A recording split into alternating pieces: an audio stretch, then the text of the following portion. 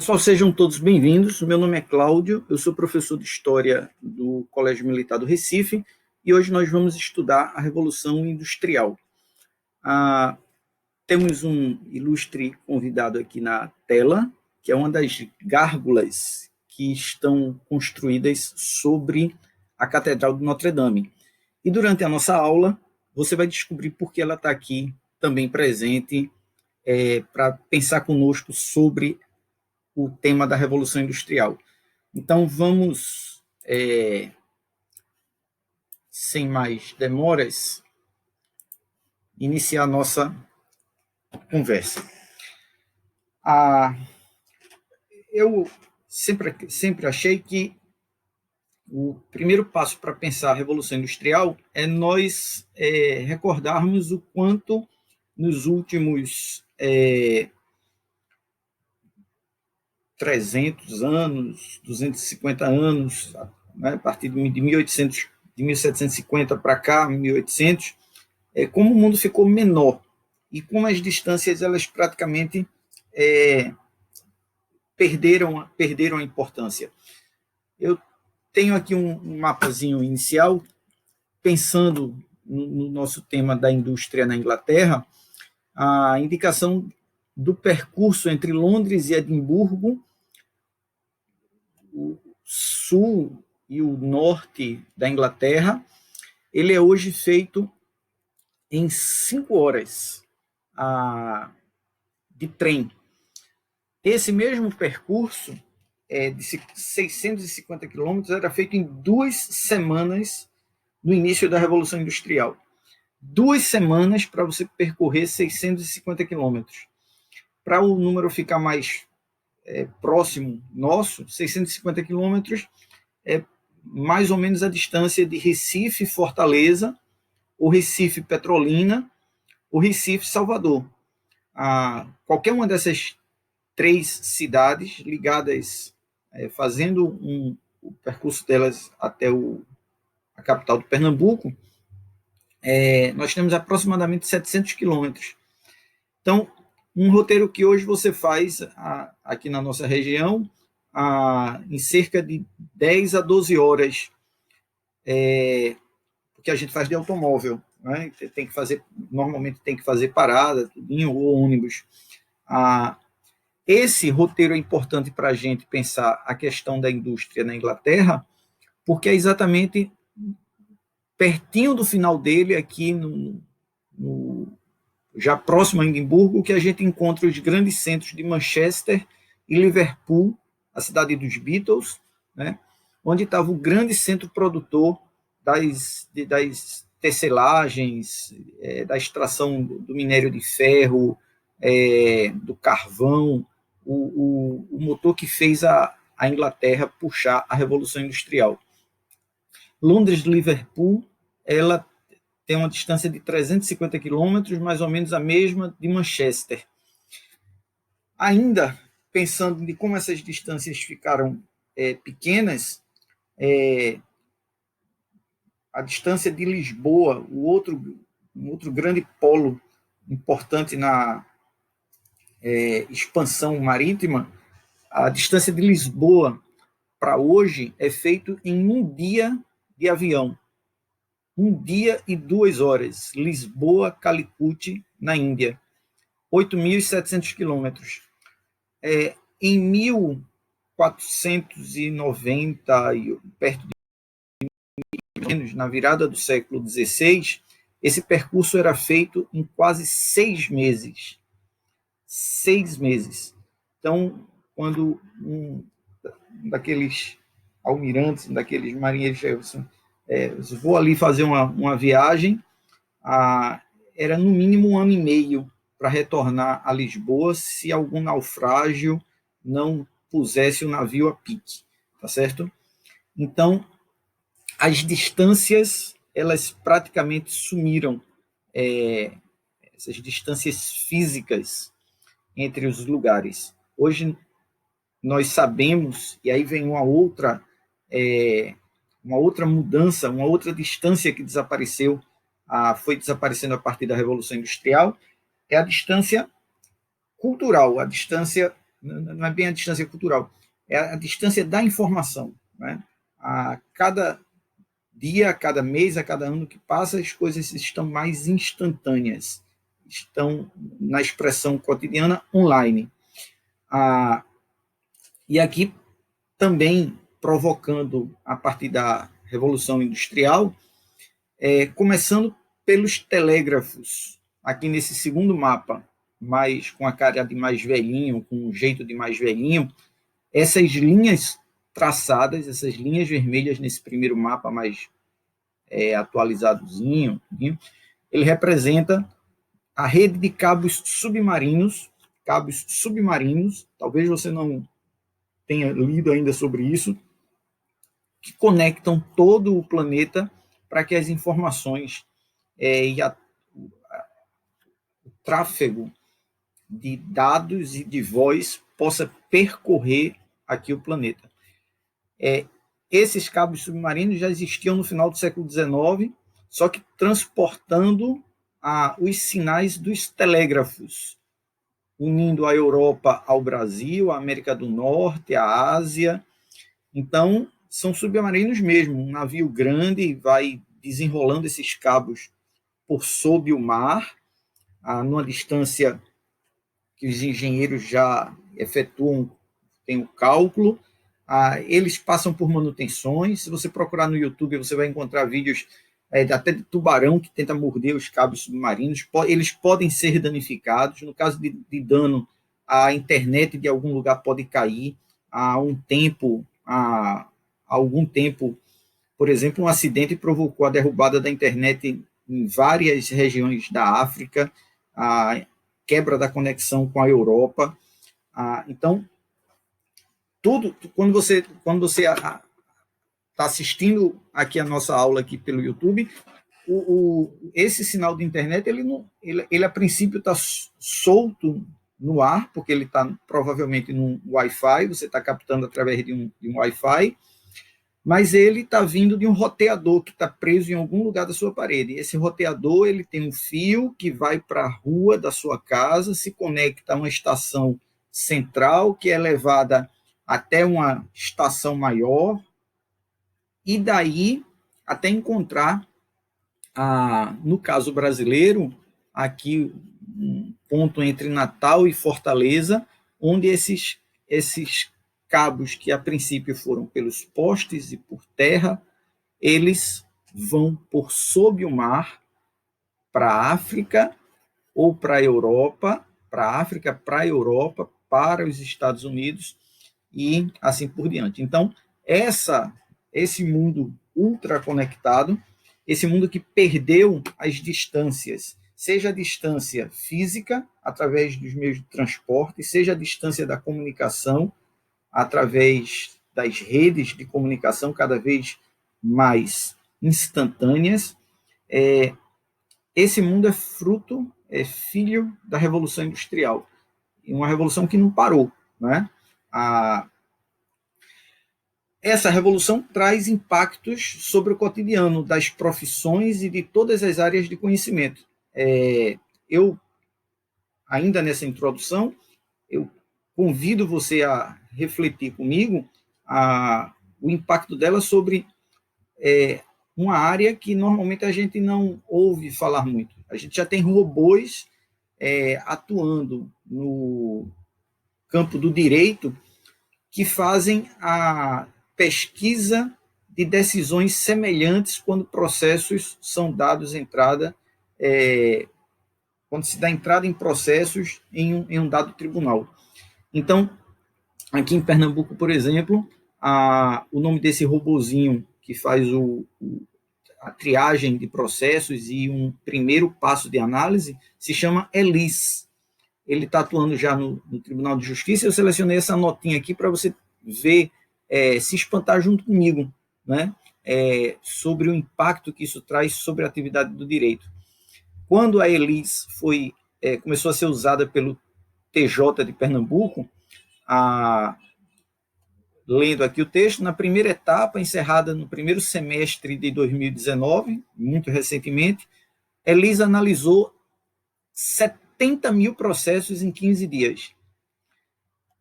para entender o poder disso, esse trabalho, 70 mil processos, seria feito por 11 servidores durante 1 ano e meio.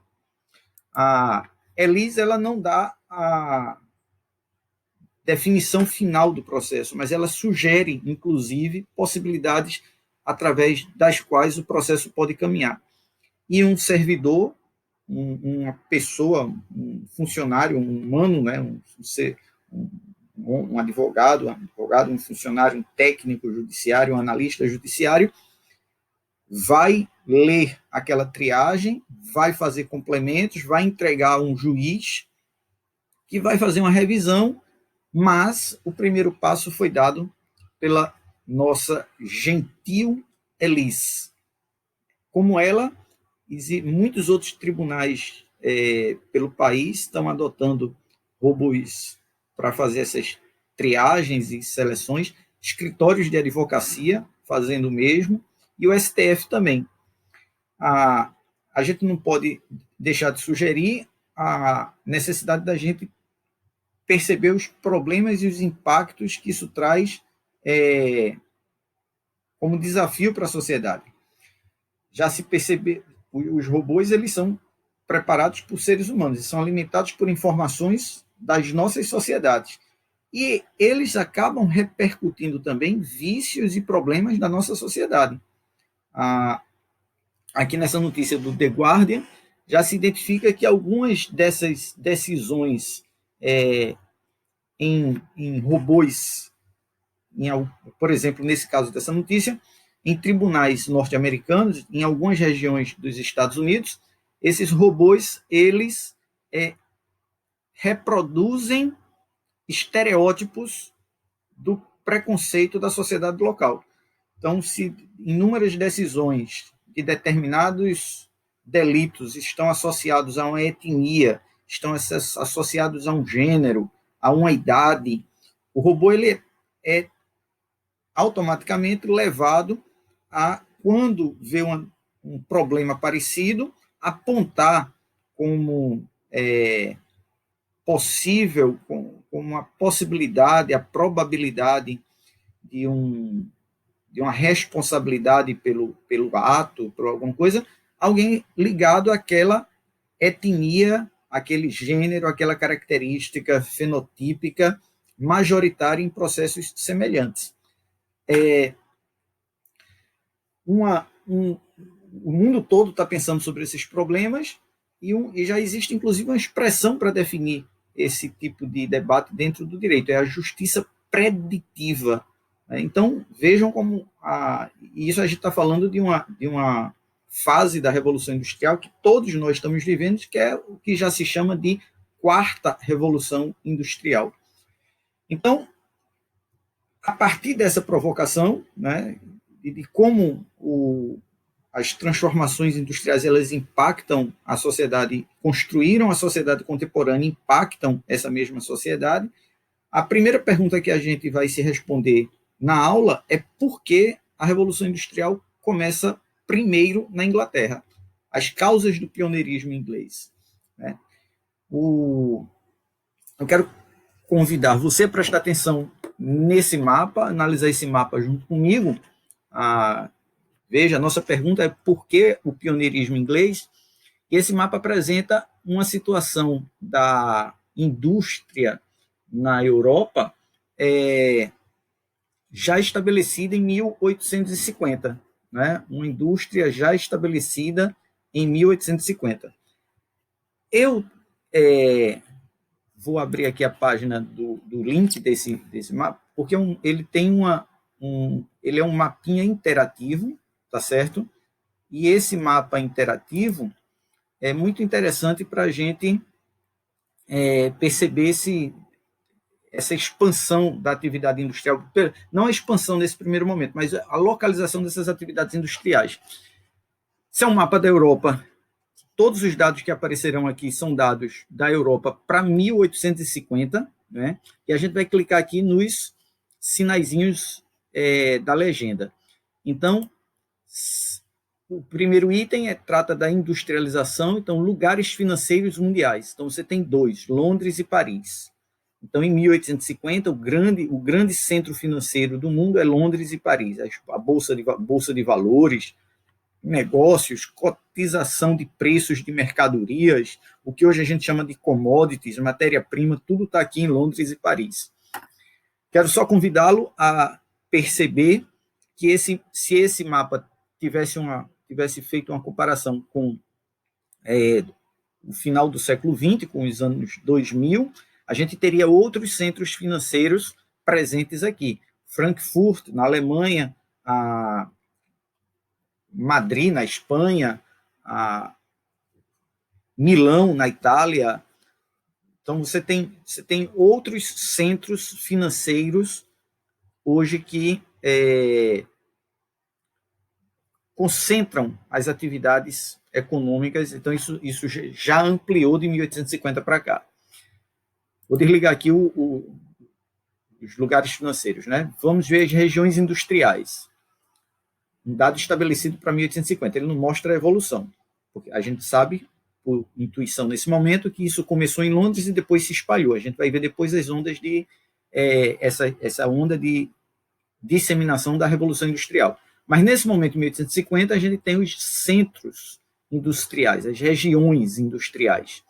A Silésia, a Saxônia, a região de Saxe, perdão, o Ruhr da Alemanha, o Vale do Ruhr, a região de Flandres, no norte dos Países Baixos, a Alsácia-Lorena, a velha Alsácia-Lorena, motivo de guerras mundiais, da Guerra dos 30 Anos, uma região disputadíssima entre França e Alemanha por muito tempo, e que hoje do mesmo jeito que foi uma região disputada, depois da Segunda Guerra Mundial, essa mesma região foi, digamos assim, um caminho pelo qual França e Alemanha passaram a caminhar, a andar juntas, fraternalmente, digamos assim, no pós-Segunda Guerra Mundial. Na Inglaterra, a região industrial está aqui na região entre Lancashire, Manchester, Liverpool, que eram os centros industriais, produtores de tecido, depois navios, próximos às regiões de matéria-prima.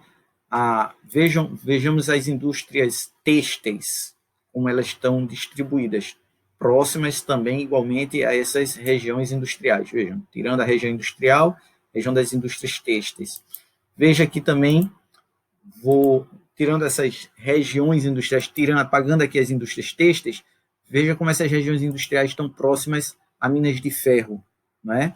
Quase toda essa região acaba promovendo o surgimento de uma região industrial. As regiões de carbono também estão centros industriais e próximos de fornecimento de matéria-prima. Lyon, na França, a região de usinas siderúrgicas, os pontinhos pretinhos. Então, em relação à urbanização, vou deixar esse desenho econômico aqui. Vejam, cidades com mais a urbanização, cidades com mais de 2 milhões de habitantes, né? Você só tem uma, que é Londres. E quando eu coloco cidade com mais de 1 milhão de habitantes, eu só tenho mais outra, que é Paris. Então, Londres com 2 e Paris com 1. E todas as outras você tem centros. Vamos pagar aqui essas minas para ver se a gente. Cidades de 200 mil a 500 mil habitantes. Lyon, Milão, Viena, Berlim, Amsterdã, Liverpool, Manchester, Birmingham, Dublin, Glasgow, centros de disseminação da atividade industrial que são importantes até hoje na Europa. Então, regressando aqui para nosso mapinha geral, a gente tem uma indústria, um desenho da indústria, da distribuição industrial das cidades na Europa por volta de 1850. Mas quem saiu na frente nesse processo foi a Inglaterra, né? E aí a gente avançar para refletir sobre essa causa da expansão inglesa. Primeiro,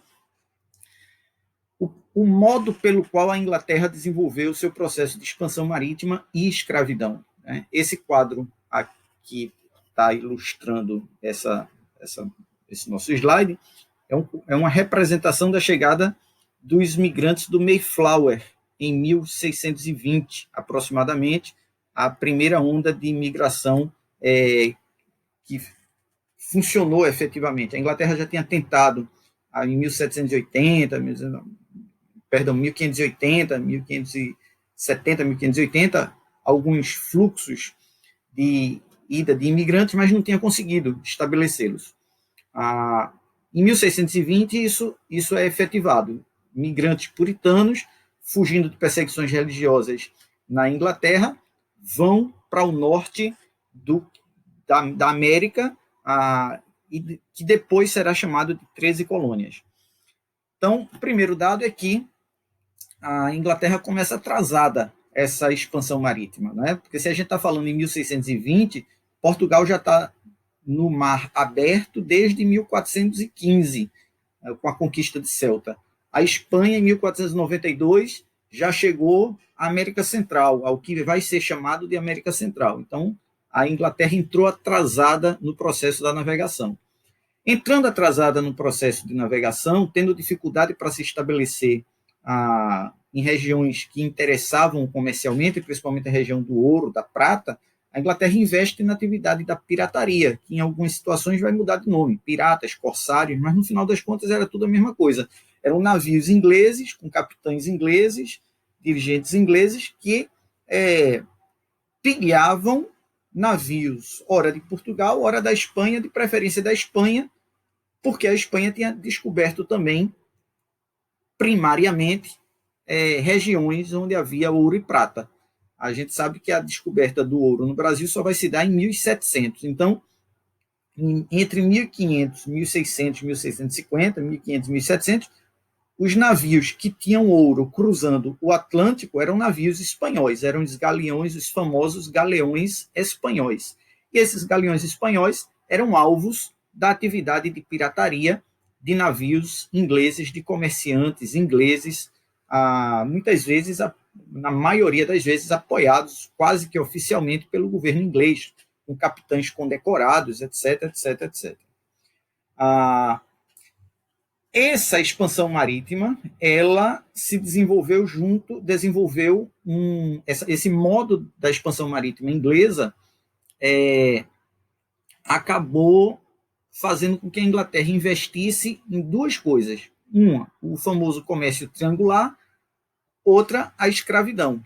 Não é uma depois da outra, é tudo simultâneo, né? A escravidão faz parte do comércio triangular. Então, como é que funcionava isso? Primeiro, a gente pensar o papel do tráfico negreiro nessa economia inglesa, né? Nesse primeiro gráfico que a gente tem aqui, entre 1550 e 1760, isso aqui é a prévia da Revolução Industrial, a Revolução Industrial começa em 1780, a gente tem uma média da quantidade de escravos transacionados pelo Atlântico. Isso aqui são as áreas de destinação desses escravos, as regiões que mais recebiam esses escravos.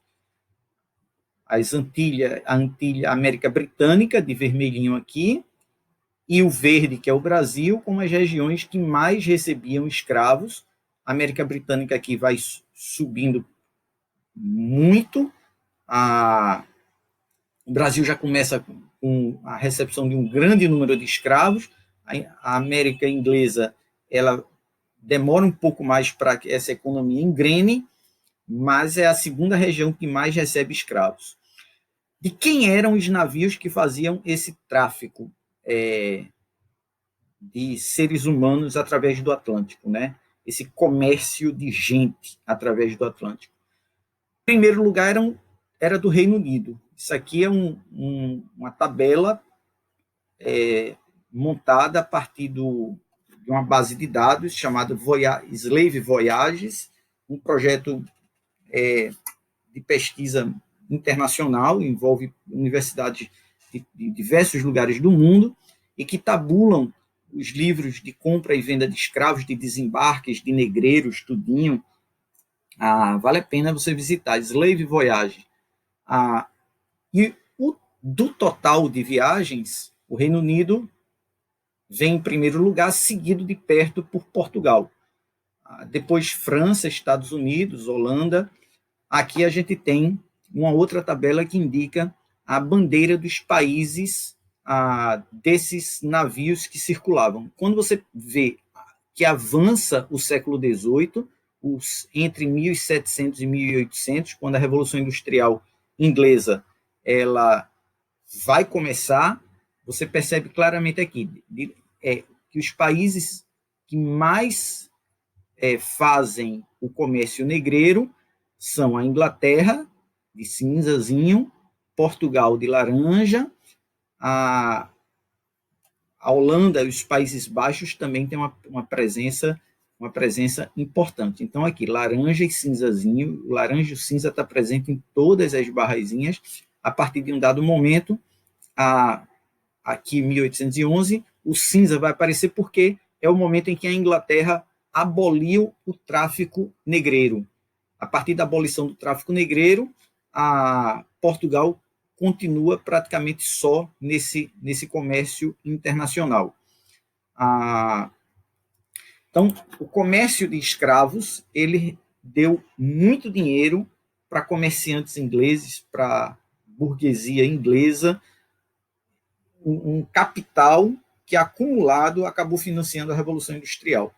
Uma coisa, esses dados sobre o comércio internacional, por exemplo, apontam que o James Watt, um dos grandes responsáveis e inventores da Revolução Industrial, ele é descendente direto, a família está envolvida, os avós, tudinho, no comércio negreiro. Não só ele, muita fortuna de Liverpool foi construída em cima do tráfico de escravizados entre o Atlântico, entre a África, América do Norte, Brasil, um circuito internacional que fez muita fortuna. Esse comércio internacional da Inglaterra, ele ganha nome, ele se chama comércio triangular, né? Ele é complexo, ele não é simples, ele é composto de navios. A gente tem esquemas mais simplificados disso daqui. Um esquemazinho que você manda produto manufaturado para um canto, aí troca na América do Norte essas manufaturas por madeira, por gado, manda para aqui para a América Central, e leva melaço para outro canto, mas ela é uma linha muito complexa. Basicamente, ela envolve a retirada de escravos da África, que são trazidos para a América Central e para a América do Norte, a venda de manufaturas da Inglaterra para a América do Norte, mas essas manufaturas também acabam vindo para a África, porque algumas delas financiarão a compra de escravizados. Essas manufaturas são feitas de tecidos, ferragens, manufaturados em geral. A trazida de peixes, madeira, matéria-prima da América do Norte para outras regiões, a fabricação do rum, da bebida, melaço, açúcar. Então, esse comércio triangular, é um dado curioso, porque todo mundo estuda com esse nome, tá certo? Isso não é uma invenção de livro didático brasileiro. Você pesquisar no Trade Triangle no Google, você encontra inúmeras referências um colega seu que tiver nesse momento uma série equivalente à sua na Europa, nos Estados Unidos, em qualquer canto, também está estudando isso com o mesmo nome, com esse mesmo esqueminha básico. Outro dado importante que fez a riqueza da Inglaterra, que permitiu o acúmulo de capitais que fizessem a Revolução Industrial, foi a evolução do Império.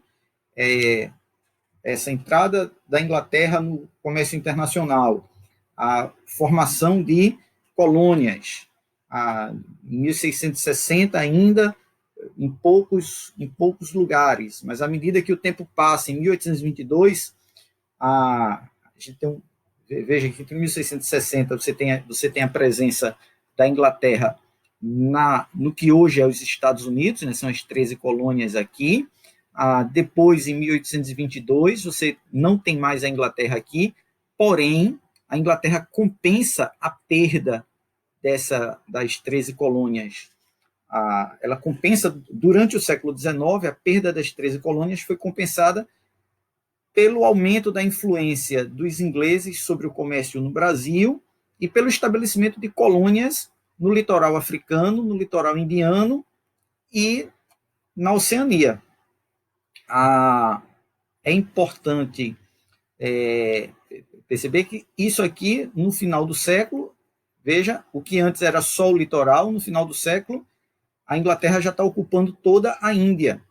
No final do século, a Inglaterra também tem, ao longo do século XIX, expansão da atividade industrial ainda, em plena Segunda Revolução Industrial. Olha só, em plena Segunda Revolução Industrial, a Inglaterra controla o Egito e a Índia, de onde virá o algodão necessário para alimentar as indústrias de tecido de Manchester e Liverpool. A Inglaterra faz uma transição, nesse momento, na sua matéria-prima.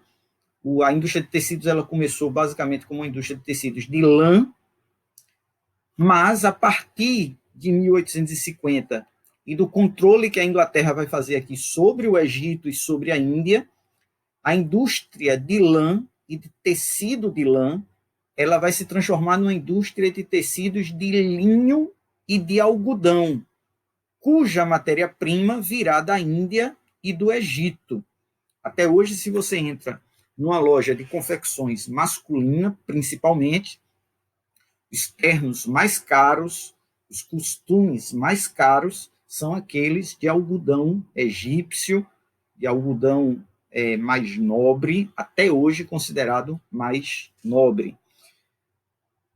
Aqui é um ponto, digamos, um ponto máximo de expansão do Império Britânico, já em 1914, prévia da Primeira Guerra Mundial, mas ele não faz parte diretamente do nosso assunto, é muito distante, não vamos nos adentrar nele. Mas para você perceber como é que esse Império Inglês ele cresceu, tá certo?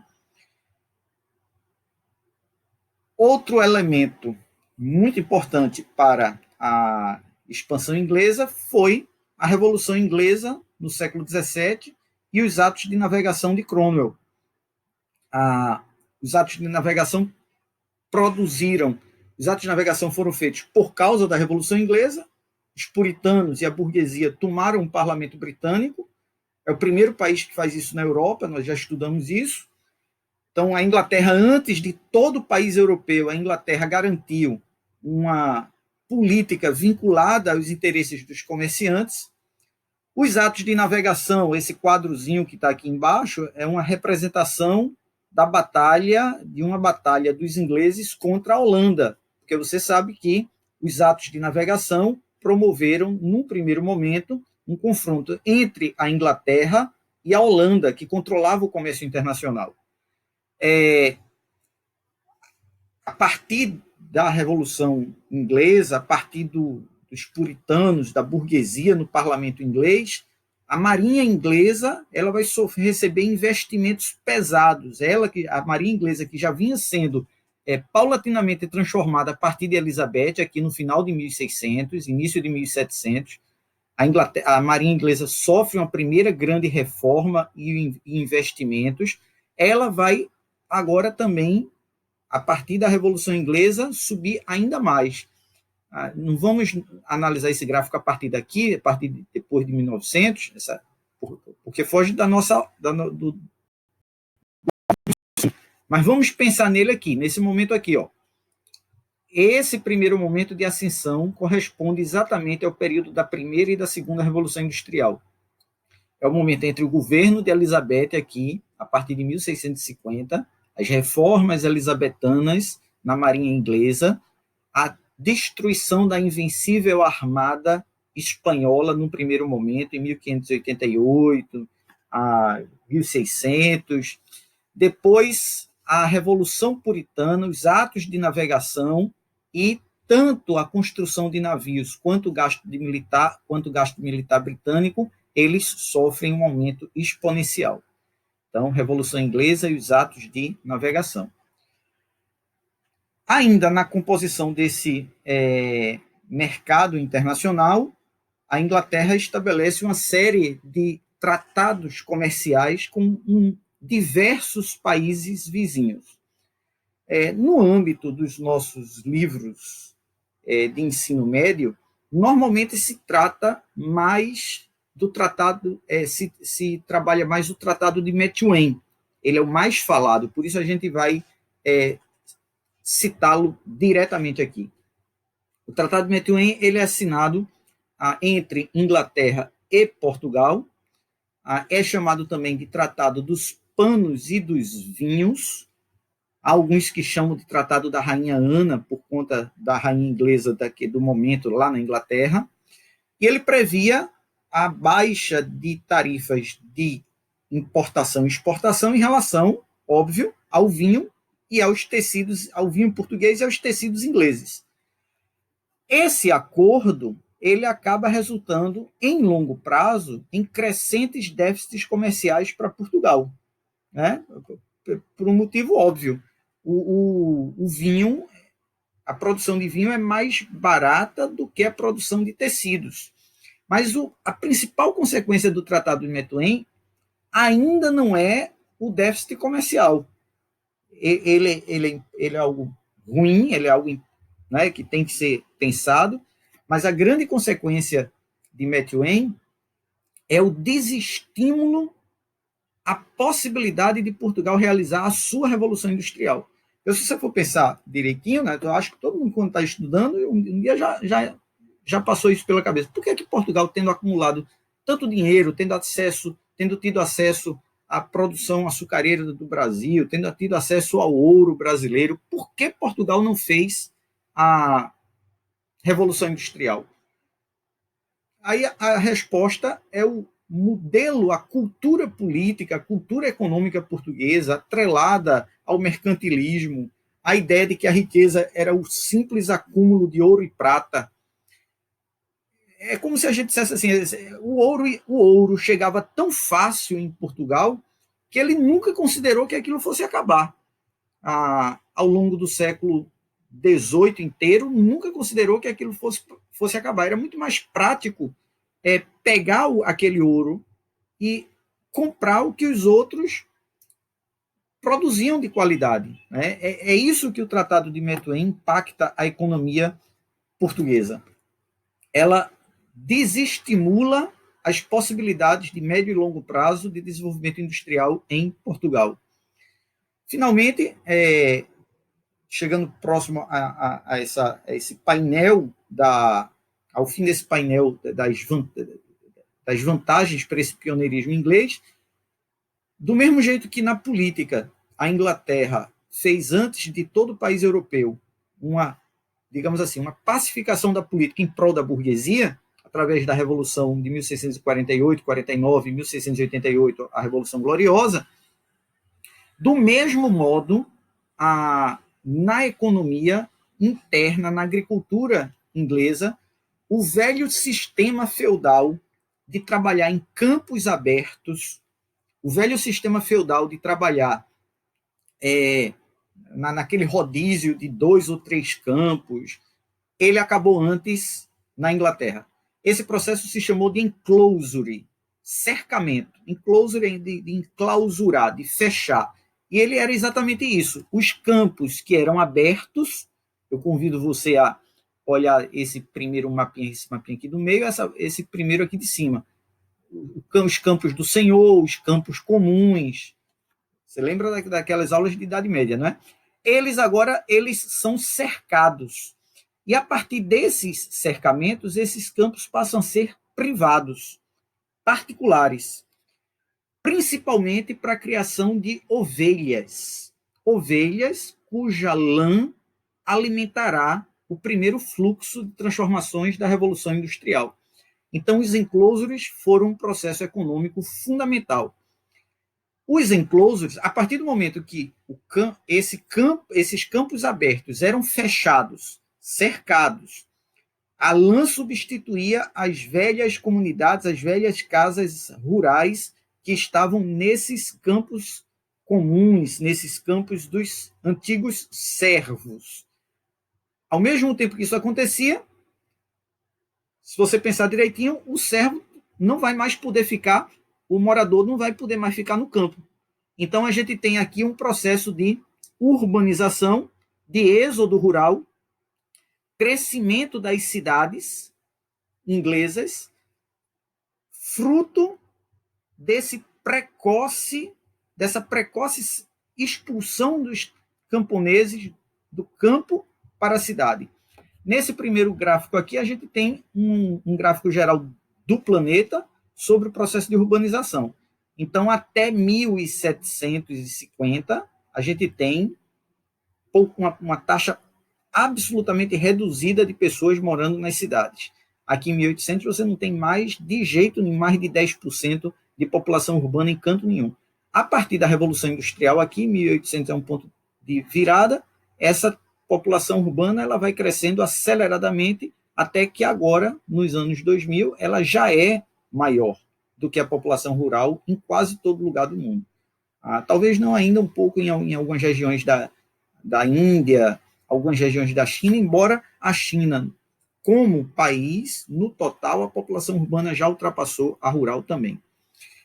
Nesse quadro aqui ao lado, a população de algumas cidades britânicas selecionadas, entre 1801 e 91, né, o grande século da Revolução Industrial. Então, Birmingham vai de 74 mil para 523 mil habitantes no final do século.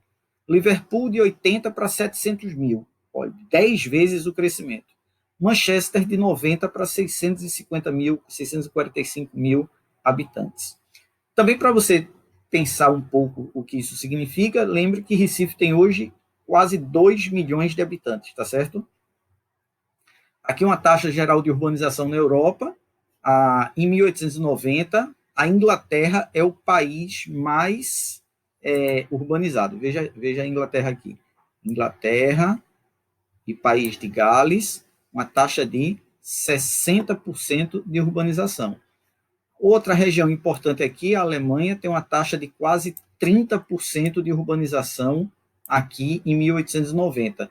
Essa taxa, entretanto, vai acelerar muito a partir de 1900. Né? Lembre que a Alemanha se tornou a grande potência industrial da Europa no início do século XX. Por isso você vai ter a Primeira Guerra Mundial, que é basicamente uma guerra entre a Alemanha e a Inglaterra. Ok? A Inglaterra também possuía fontes de matéria-prima importantíssimas, que eram o carvão e o ferro. Esse nosso mapa aqui apresenta as reservas de carvão, de ferro, de cobre ao longo da Inglaterra. As minas, a mineração do ferro, ela também se tornou uma atividade particularmente importante dentro da economia inglesa. E uma descoberta fundamental dentro da Revolução Industrial, que foi o processo de transformar o carvão mineral em coque. Esse processo é chamado de coqueificação, e o coque ele tem um poder calorífico muito maior do que o carvão mineral. Isso foi importantíssimo também para o desenvolvimento da Revolução Industrial. Resumindo, os aspectos que tornaram a Inglaterra, que fizeram da Inglaterra a pioneira na Revolução Industrial, né? O processo particular da expansão marítima europeia, tá certo? A realização, esse processo particular da expansão marítima, lembre-se, a chegada da Inglaterra atrasada no processo de expansão marítima, e depois a gente vai ver aí o desenvolvimento do comércio triangular, das suas colônias na América do Norte, a realização de tratados comerciais com vários países europeus, mas a gente lembra em particular o Tratado de Methuen, acesso a matérias-primas dentro da Inglaterra, ferro e carvão principalmente, mas lembre-se também da indústria da lã, lembre-se da criação de ovelhas, que alimentou a primeira onda do ciclo de industrialização da Revolução Industrial, a reforma protestante que aconteceu na Inglaterra, a reforma anglicana, ela foi importante porque promoveu uma ampliação, como todo lugar onde a reforma acontecia, dos níveis de leitura, de escolarização, não de escolarização formal, mas pelo menos a ampliação da leitura e do acesso às primeiras letras da população. E dentro do processo da reforma anglicana, o avanço dos puritanos e da burguesia para o controle do parlamento inglês, né? A Revolução Inglesa, que colocou a burguesia no poder na Inglaterra antes de qualquer outro país europeu. Você veja que a Revolução Inglesa é feita em 1650. A França, que é o principal país, digamos assim, que possa fazer sombra à Inglaterra naquela época, a França vai fazer a sua revolução só em 1789, 100 anos depois, mais de 100 anos depois. Então, a Revolução Inglesa, que coloca a burguesia no parlamento, o desenvolvimento do comércio e do tráfico negreiro, do escravismo, tanto o uso dos escravos na colônia, como a venda, o comércio negreiro, que fez fortunas gigantescas dentro da Inglaterra, e o processo par, não é, dos enclosures, os cercamentos dos campos abertos e o êxodo rural promovido para as cidades, crescendo a população, promovendo o crescimento da população urbana e, consequentemente, uma população desempregada, que foi a população que serviu de mão de obra, foi a mão de obra disponível para a explosão da Revolução Industrial. Tudo isso leva a um processo de consolidação do capitalismo dentro da Inglaterra e de declínio do antigo regime dentro das fronteiras inglesas. Enquanto a Inglaterra faz tudo isso, a Europa ainda está, o continente ainda está em pleno auge do antigo regime. Luís XIV na França, a 15, 16, enfim. Essas são as causas que levaram ao pioneirismo inglês. Na nossa próxima aula, nós vamos discutir detalhadamente as fases da Revolução Industrial, como cada uma delas ocorreu, e a disseminação da Revolução Industrial e seus efeitos posteriores sobre as sociedades, né? Então, até lá e um abraço para todo mundo.